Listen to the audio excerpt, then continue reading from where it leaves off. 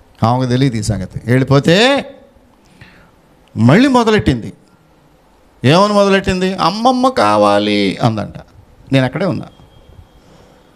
అంటే అమ్మమ్మ ఉంటే ఒక ధైర్యం ఆ పిల్లకి, సేఫ్ జోన్ అనమాట. మా అమ్మమ్మ ఏమైనా చేయగలదు, ఏమైనా పెట్టగలదు. ఏంటి పరిస్థితి? నీవు సేఫ్ జోన్లో ఉన్నావా? అంటే సేఫ్ జోన్ అంటే సురక్షితమైనటువంటి స్థానంలో నీవు ఉన్నావా? నీళ్ళు సురక్షితంగా ఉందా? ఇంకేమైనా భయాలు ఉన్నాయా? నీ ఇంటిలో ఏమైనా భయం ఉందా? జబ్బు వస్తే ఏం జరుగుద్దని భయపడుతున్నావా? సడన్గా ఉన్నపాటిని ఏదైనా సమస్య వచ్చి పడితే ఏమవుద్దో ఆలోచిస్తున్నావా? నువ్వు ఇంకా భయపడుతున్నావంటే నీ ఇంట్లో దేవుడు లేడు. నా ఇంట్లో ప్రభు ఉన్నాడు. ధైర్యంగా చెప్పగలను. నేను ఈ వాక్యాన్ని ఊరికే ఒట్టిపోయినాయని చెప్పట్లా, ధైర్యంగా చెప్తున్నా. నా ఇంట్లో ప్రభు ఉన్నాడు. ఎందుకంటే నేను ఆహ్వానించాను ఆయన్ని. నేను ఆహ్వానించినప్పుడు ఆయన వచ్చాడు. ఆయన తప్పకుండా వస్తాడు. నీవు ఆహ్వానించటమే ఆలస్యం. నీవు ఆయన్ని ఇన్వైట్ చేస్తే ఎవరైనా మాంతారేమో కానీ యేసు ప్రభు మాత్రం వస్తాడు.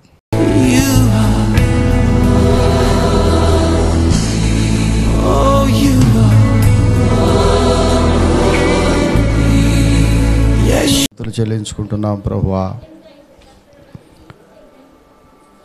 కనాను వివాహములో సడన్గా ద్రాక్షరసం అయిపోయినప్పుడు, ప్రభువా సమస్యని మీ దగ్గర తీసుకొచ్చినప్పుడు, అంతకుముందే మిమ్మల్ని వివాహములకు ఆహ్వానించడం జరిగింది. నీవు ఆ వివాహంలో ఉన్నావు కనుక ఏ లోటు రానివ్వలేదు. నీవున్న గృహంలో ఏ లోటు లేదు ప్రభువా. ప్రతి సమస్యకు నీ దగ్గర పరిష్కారం ఉంది. ప్రార్థన ఆలకించు గొప్ప దేవుడవు నీవు.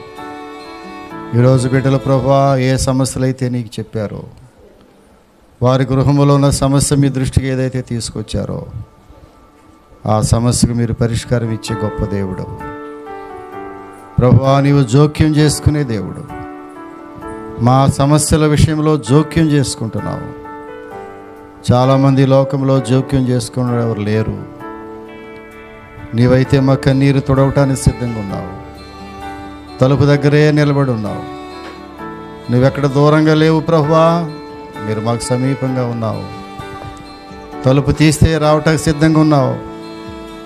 సిద్ధ మనసు కలిగిన దేవుడవు నీవు ప్రభువా. మా సమస్య పరిష్కారం చేయడానికి నీవు సిద్ధంగా ఉన్నావు. పరిష్కారం నీ చేతుల్లో పట్టుకుని వచ్చేసావు. నేను చెప్పటమే ఆలస్యం ప్రభువా. ఈ బిడ్డలు చెప్పారు సమస్యలన్నీ. ప్రతి సమస్యకు పరిష్కారం దయచేయండి. అది పెద్దదైనా చిన్నదైనా ఏ సమస్య అయినా మీ దృష్టిలో ఒకటే. మీకు అసాధ్యమైనది ఏదీ లేదు. అది రోగమైన, ఆర్థిక సమస్య అయినా, బిడ్డల సమస్య అయినా, వివాహ సమస్య అయినా, ఏ సమస్య కూడా ప్రభువా మీ దృష్టిలో ఒకటే. మీకు చెప్పేమా లేదా? మీకు చెబితే అది సాధ్యమే. సమస్తము సాధ్యం చేసే దేవా నీకు వందనాలు. బిడ్డలు చేసిన ప్రతి ప్రార్థన మీ సన్నిధికి చేర్చుకోండి. ఈ వాక్యానికి ముద్ర వేసి కృప చూపించండి. ఇదిగో బలను సమీపించబోతూ ఉండగా మీ సన్నిధి మాతో కూడా ఉంచి ప్రభువా మీరే రొట్టె ద్రాక్షరసములో మీరే మా కృప చూపించమని వచ్చిన బిడ్డలందరూ ఈ చిన్న వాక్యాన్ని హృదయంలో దాచుకుని వింటానికి సహాయం దయచేయమని యేసు నామమున అడుగుచున్నాము తండ్రి. ఆమేన్. ఆమేన్.